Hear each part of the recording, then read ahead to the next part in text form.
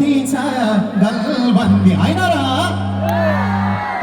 सकेका छैनौँ। यद्यपि यहाँहरूले हाम्रो बाध्यता बुझेर यो सभाको बाध्यता बुझेर यहाँहरूले हामीलाई सहजीकरण गरिदिनु हुनेछ भन्ने मेरो अपेक्षा छ। आम समुदाय अब हामी नेताहरूले शीर्ष नेताहरूले स्वागत सम्बोधन गर्नुहुनेछ। उहाँहरूको यो उपस्थितिमा हार्दिक स्वागत गर्न उपस्थित आम जनसमुदायलाई आग्रह गर्दछु। यो सभाको मर्यादा कायम गरिदिनुहोला। व्यवस्थित रूपमा यो सभालाई अगाडि बढाउनका लागि सहयोग गरिदिनु हुन हार्दिक अनुरोध गर्दछु। आम जनसमुदाय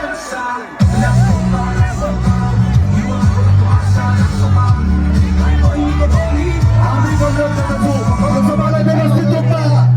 भिडलाई नियन्त्रित रूपमा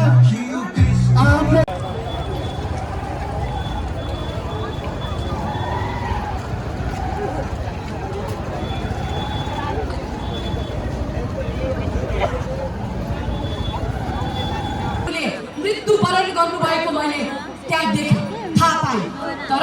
यही देशमा एउटा आमा सुत्केरी गराउन नसकेर मर्नुपर्ने हुँदै गर्दाखेरि कसैको घरमा पैसा जलेको हामीले देखेका छौँ। विभेदकारी समाजको समानता कायम गर्नको लागि अब आवश्यक भएको छ र त्यही आवश्यकता पूर्ति गर्नको लागि राष्ट्रिय स्वतन्त्र पार्टी यो देशको भविष्य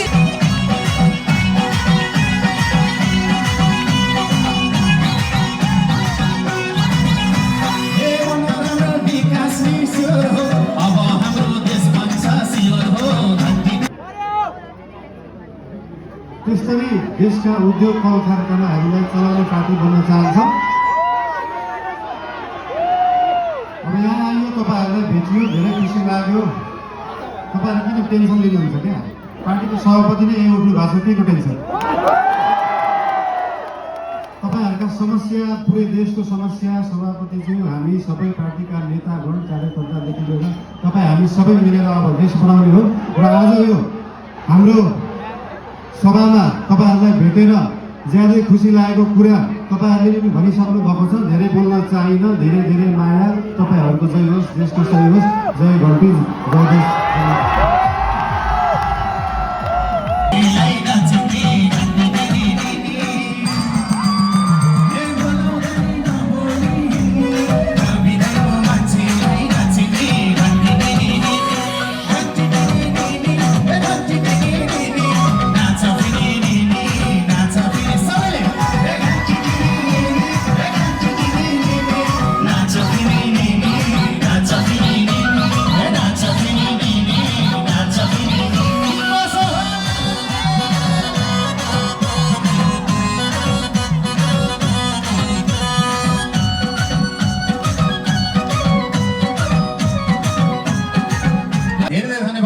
यो न्यानो यो घन्टीको उद्घोष एकै पटक देशैभर सुनाउनु पर्नेछ। त्यसकारण म फेरि आग्रह गर्छु यो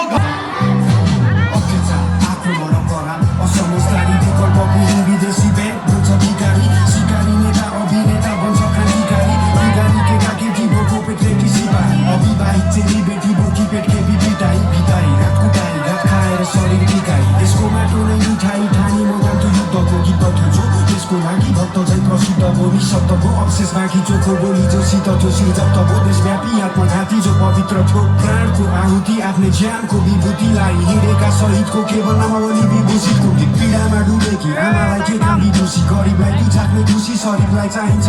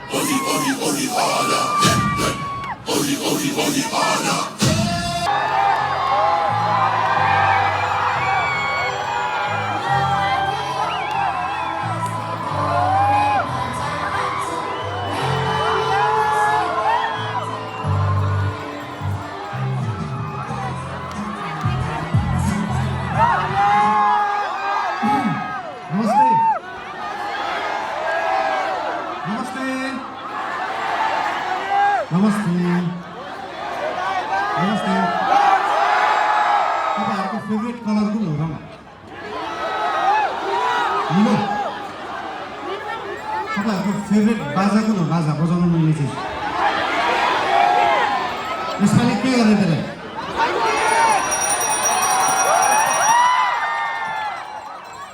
अघि प्लेनबाट ल्यान्डिङ गर्दा गर्दा एउटा कुरा नोटिस गरिरहेको थिएँ यहाँनिर चितवनमा छतमाथि चाहिँ यस्तो जस्ता राख्ने चलन रहेछ है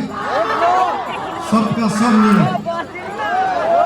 जिस्काउनलाई राखेको जस्तो कसलाई जिस्काउनु भएको त्यस्तो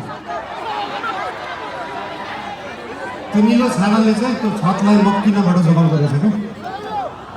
राष्ट्रिय स्वतन्त्र पार्टी जस्तो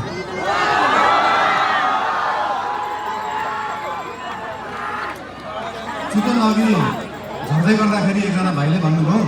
भाइ देशभरि जाँदाखेरि जसरी टुरिज्म प्रमोसन गर्नुभएको थियो एकचोटि चितवनको पनि टुरिज्म प्रमोसन गरिदिनु होला भनेर मैले भने मेसीलाई फुटबल खेल्न सिकाउनुपर्छ रोनाल्डोलाई फुटबल खेल्न सिकाउनुपर्छ हाम्रो चितवनका हाम्रा थारू समुदायमा भएका होमस्टेहरू रिसोर्टहरूमा देख्न सकिन्छ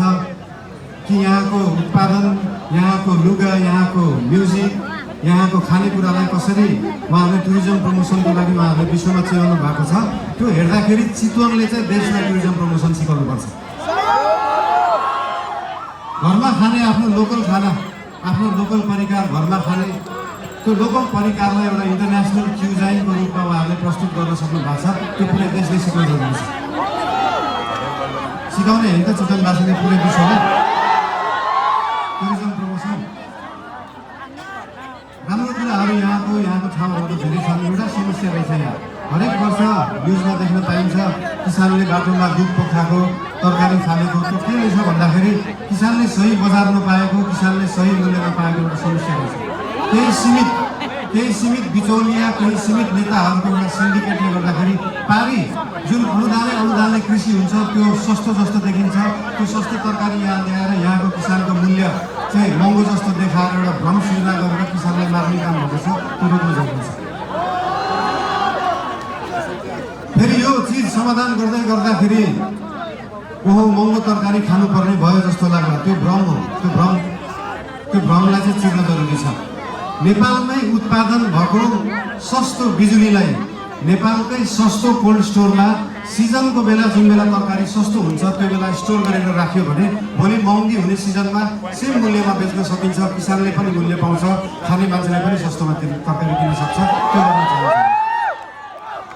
तपाईँहरूले याद गर्नु भएको छ देशभरि जुन लामो दूरीको यातायात ट्रकहरूमा नारायणी लेखा हुन्छ याद गर्नु भएको छ जसरी त्यो लोकल बसहरू लामो दूरीको बसहरूको हब भएको छ यो चितवन त्यसरी नै पूर्वदेखि पश्चिमसम्मको तरकारीलाई कोल्ड स्टोरेजमा स्टोर गर्ने हब बन्न सक्छ चितवन त्यो बनाउन जरुरी छ देशवासीलाई आफ्नै तरकारी खुवाउन जरुरी छ र किसानलाई सही मूल्य दिन जरुरी छ बर्खामा हामीलाई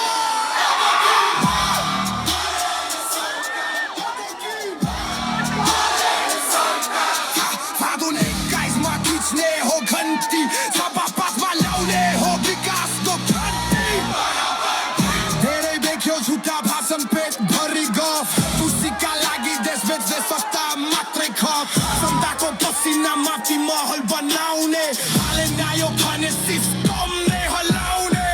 खोलेर बस्दा साको पर्दा च्याच्छ दुनियाँका सम्बला लब हिसाब काट्छ यारा होइन काम यही हो फरक लाइन नेपिपो होइन दोष वाले रिस्क साइ अब जनता जाग्यो यो वेभ रोकिँदैन घन्टी बजिसक्यो अब फर्किने छैन